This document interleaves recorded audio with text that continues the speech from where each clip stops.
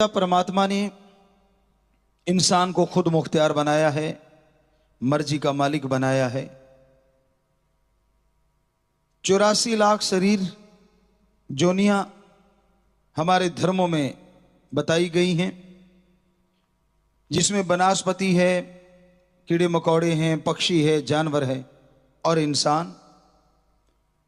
गंधर्व देवता अलग से उनकी चर्चा भी होती है। सर्वश्रेष्ठ मनुष्य को कहा गया, सर्वोत्तम, खुद मुख्तियार और मुखिया या सरदार जून कि सबसे जबरदस्त शरीर प्रभु परमात्मा ने इंसान को बनाया। इसका दिमाग बाकी सब जीवों से बहुत ही ज्यादा है। और आज आदमी 10 से 15% दिमाग का हिस्सा ही काम में लेते हैं और उससे सुपर कंप्यूटर बन गए, बड़ा कुछ बन गया, पर सिर्फ 10-15% इस्तेमाल करने से। पर जब हम हर चीज के लिए दिमाग का इस्तेमाल करते हैं तो फिर जनसंख्या जो बढ़ रही है, पानी की कमी आ रही है, इसके लिए इंसान क्यों नहीं सोचता? कई कह देते जी भगवान देता है, ये तो भगवान का लिखा हुआ है, ओम हरि अल्लाह वाहिगुरु राम का, इसलिए बच्चे आते जाते हैं।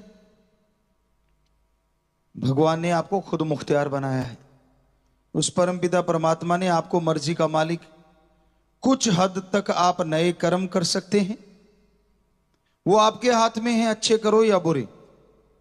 बुरे कर्म करके आप राक्षस शैतान को भी शर्मा सकते हैं और अच्छे कर्म करके आप परमपिता परमात्मा को भी पा सकते हैं।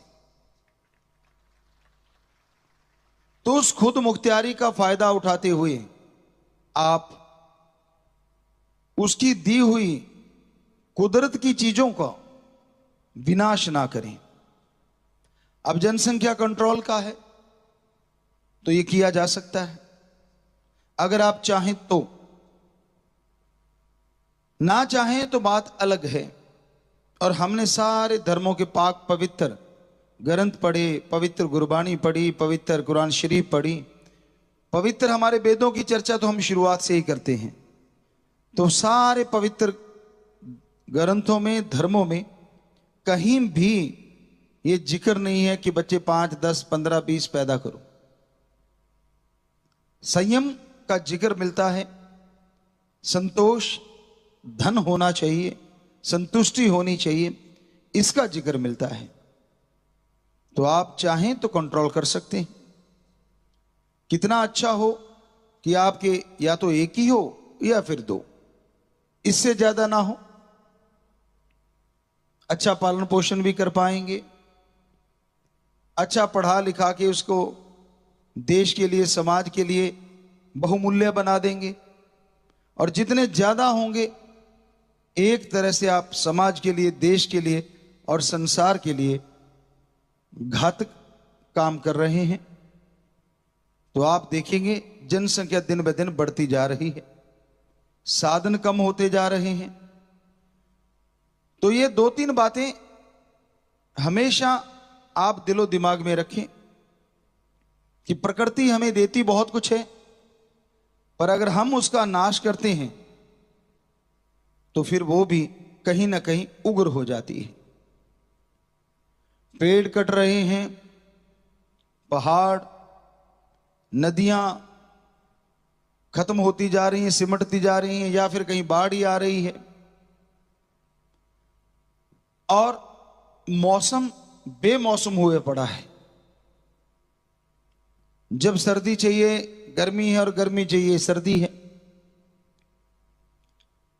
ये सारे बदलाव संकेत देते हैं कि आदमी, खास करके आदमी, कहीं ना कहीं इसका जिम्मेवार है। चाहे तो वो प्रदूषण फैला रहा है, चाहे वो पेड़ पौधे काट रहा है, चाहे वो पहाड़ों की कटिंग कर रहा है, खात्मा कर रहा है, तो ये खुद मुख्तियार इंसान आज जिम्मेदार इंसान इस जिम्मेदारी से हटके प्रकृति के नाश करने में लगा है, और बड़ा डर लगता है कहीं प्रकृति उग्र रूप धारण करके प्रलय महाप्रलय ना ले आए। क्योंकि राम जी ओम हरि अल्लाह वाहिगुरु गौड़ खुदा रब ने, उस ओम परमपिता परमात्मा ने बैलेंस बनाने के लिए, सृष्टि का बैलेंस बना रहे, तालमेल बना रहे, हर चीज बनाई है। एक भी ऐसी चीज नहीं जिसे आप ये कहें कि ये फालतू की चीज है। ये आपका भ्रम हो सकता है, अज्ञान हो सकता है, लेकिन परमपिता परमात्मा ने जो कुछ भी बनाया है, जो वो बना रहा है, जो कुछ किया कर रहा है, वो सब सोच समझ के करता है। ओम हरि अल्लाह वाहिगुरु राम। एक आपको उदाहरण दिया करते हैं कि एक पेड़ के नीचे दो अमली नशा करके लेटे हुए थे, धुत थे। बेरी का पेड़ था, आसपास सब्जी की बेलें लगी हुई थी। तो अभी वो बातें कर रहे थे तो भगवान की गलतियां निकालने लग गए। जब आदमी नशा कर लेता है ना, अपने आप को भगवान से कम नहीं समझता। उसको लगता है हम दो हो गए, एक मैं और एक नशा।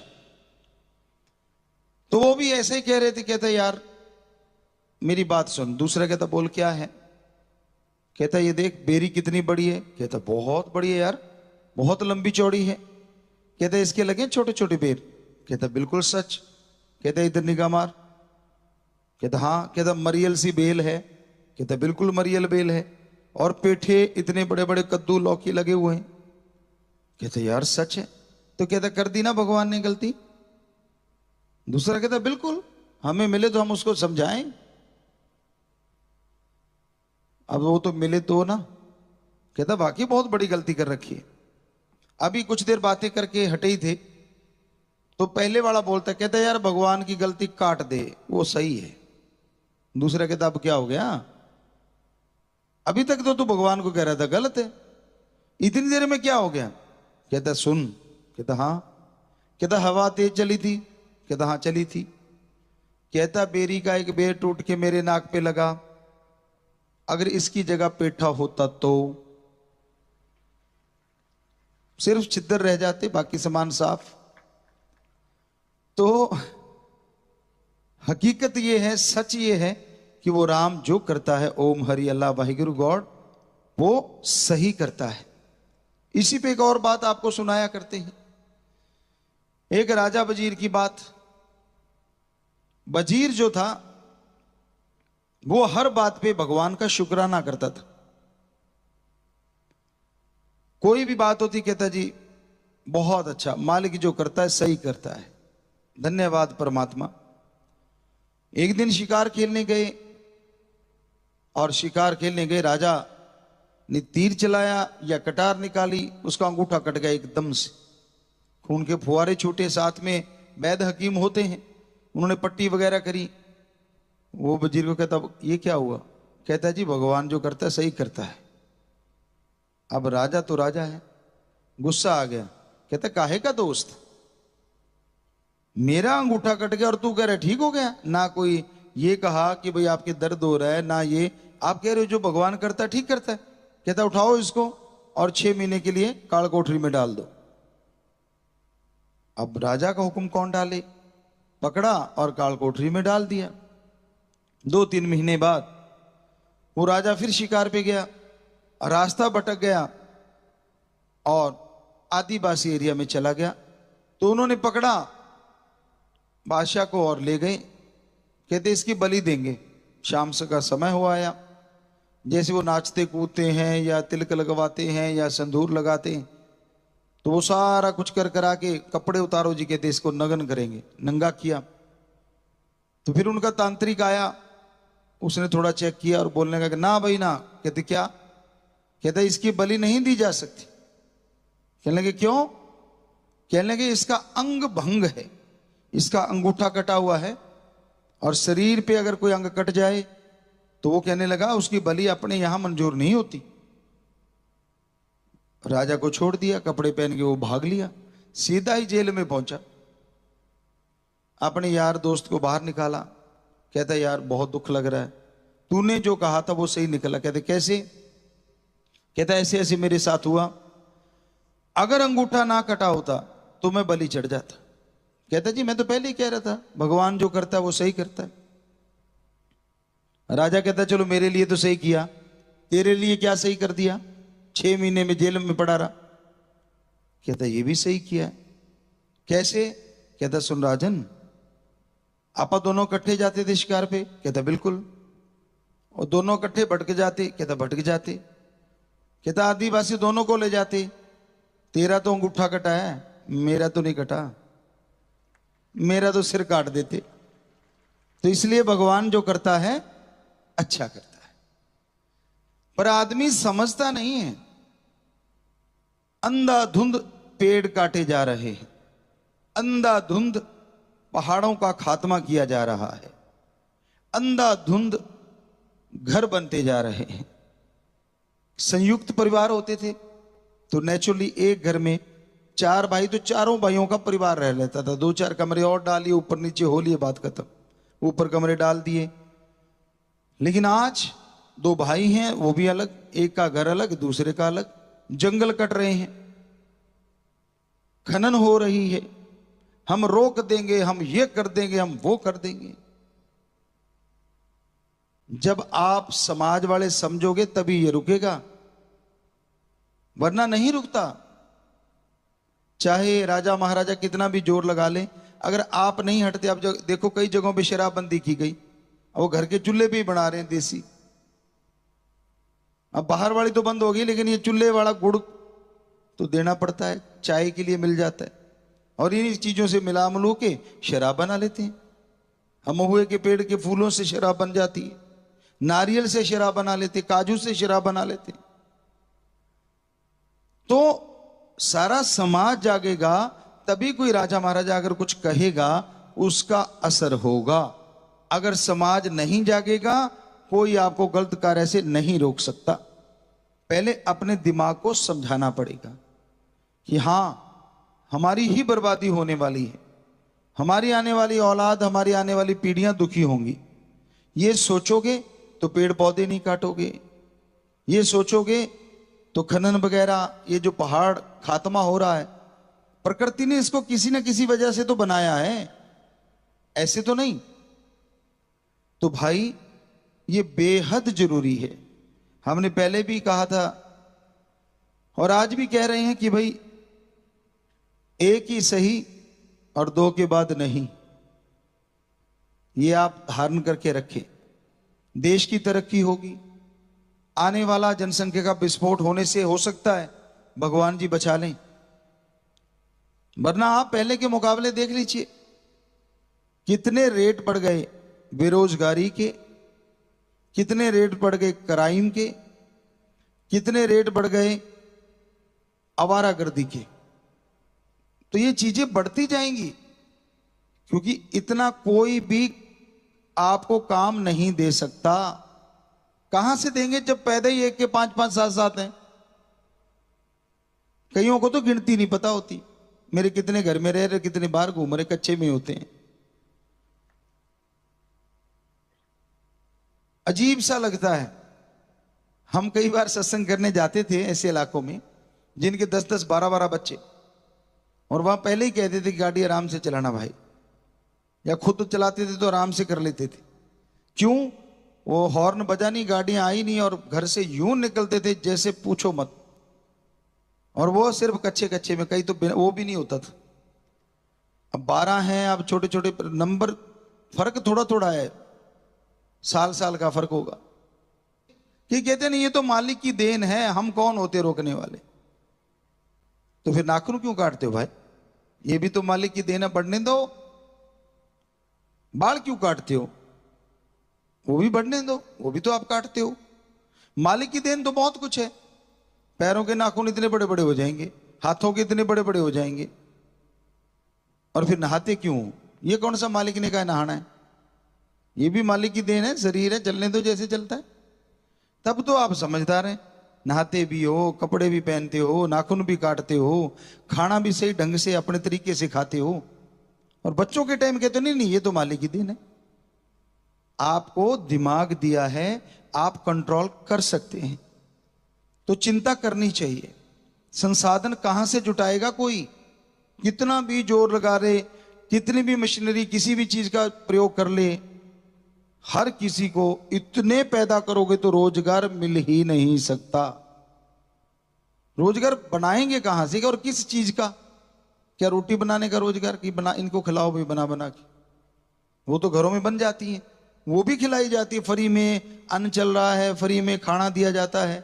लेकिन अब कंट्रोल करना और वश में रखना तो आदमी के हाथ में है। तो आपसे यही गुजारिश है, आज का टॉपिक ही ये है कि आप जितना हो सके इन बच्चों पे कंट्रोल करना है। और बच्चों ने आज प्रण कर लिया है कि एक ही सही और दो के बाद नहीं। तो ये आप ध्यान रखें। हाँ, किसी के बाईचांस जुड़वा हो जाता है वो एक अलग चीज है, वो कई बार हो जाता है, ना चाहते हुए भी गड़बड़ हो जाती है। तो वो तो भाई आप अगर पहली बार ही जुड़वा हो गया तो चलो दो हो गए बस, पर दूसरी बार हो गया तो फिर तीन हो जाते हैं। कोशिश करो आप वैसे नॉर्मली एक या दो काफी है, इस पे ध्यान दीजिए।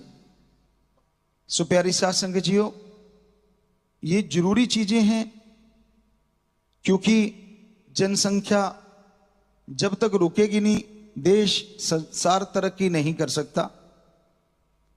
कई बार कई सज्जनों को कहा कि बकरे मुर्गे नहीं खाने चाहिए, कहते अगर नहीं खाएंगे तो ये बढ़ जाएंगे। तो आप बढ़ रहे हो, उसका भी कोई तरीका बताओ। बकरे मुर्गे का तो आपने सर्टिफिकेट ले रखा है कि हम खाते इसलिए हैं ताकि जनसंख्या कंट्रोल में रहे, जो कि 100% झूठ है। क्योंकि बकरे मुर्गे अगर हैं तो मांसाहारी जीव भी, शेर है, चीता है, बिल्लियां हैं, कुत्ते, पता नहीं कितने जीव जंतु ऐसे हैं जो मांसाहारी हैं। तो आपको फिक्र करने की जरूरत नहीं है। उनको कंट्रोल करने के लिए सिस्टम बना हुआ है। समुद्र में सिस्टम है, छोटी मछली को बड़ी, उससे बड़ी को उससे बड़ी, और उससे बड़ी को उससे बड़ी। तो कंट्रोल में रहता है सारा साजो सामान। पर इंसान तो खुद मुख्तियार और खुद कंट्रोल कर सकता है अगर आप जागृत हो जाएं।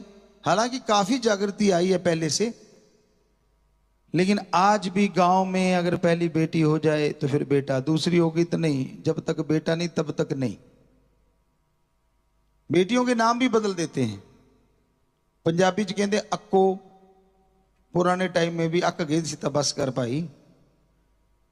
और इधर हरियाणा साइड में बहुतेरी, या यूपी साइड में बतेरी या बहुतेरी, मतलब बहुत हो गई बस।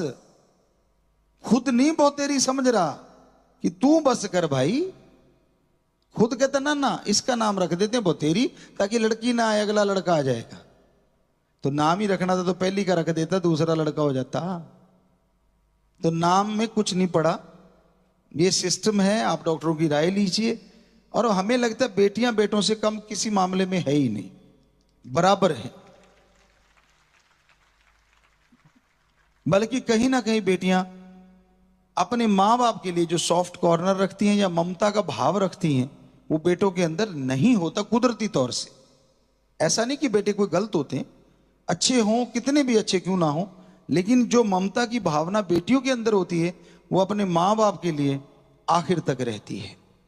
ये हमने देखी हुई बातें, अजमाई हुई बातें। और दूसरी बात, जिन घरों में बेटी नहीं होती वहां रहना सहना, तमीज नाम की चीजें बहुत कम पाई जाती। और यहां बेटी होती है वहां रहन सहन में और तमीज, बोलने में, पहनने में बहुत सारी तमीज रहती है। तो इसलिए भाई आप ये मत सोचो कि बेटा ही चाहिए, ये मत सोचो कि बेटी ही चाहिए। एक बेटा हो गया चाहे बेटी हो गई, बस मालिक की देन है। पर ज्यादा ही है तो दो, दो के बाद नहीं।